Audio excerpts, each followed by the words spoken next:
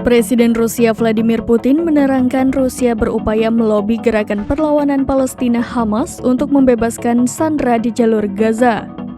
Putin memberitahukan Kementerian Luar Negeri Rusia menjalin kontak dengan cabang politik Hamas terkait masalah ini.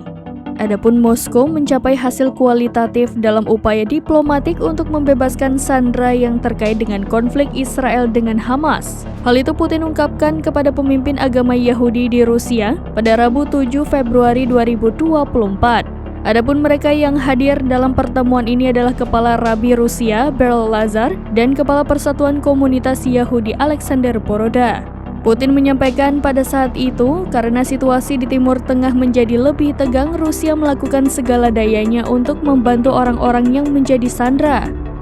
Ia memastikan Rusia tidak hanya akan membebaskan sandera Rusia, tetapi juga sandera dari negara lain yang selamat dari Holocaust.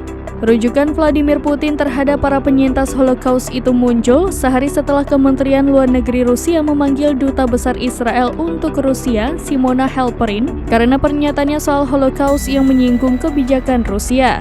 Rusia mengkritik komentar Simona Halperin dalam sebuah wawancara dengan surat kabar Rusia Kommersant, di mana ia menyatakan bahwa Menteri Luar Negeri Rusia Sergei Lavrov meremehkan pentingnya Holocaust dan Rusia terlalu bersahabat dengan Hamas. Vladimir Putin mengatakan komunikasi Rusia dengan Hamas adalah penting dan memberikan kemajuan terkait pembebasan para sandera.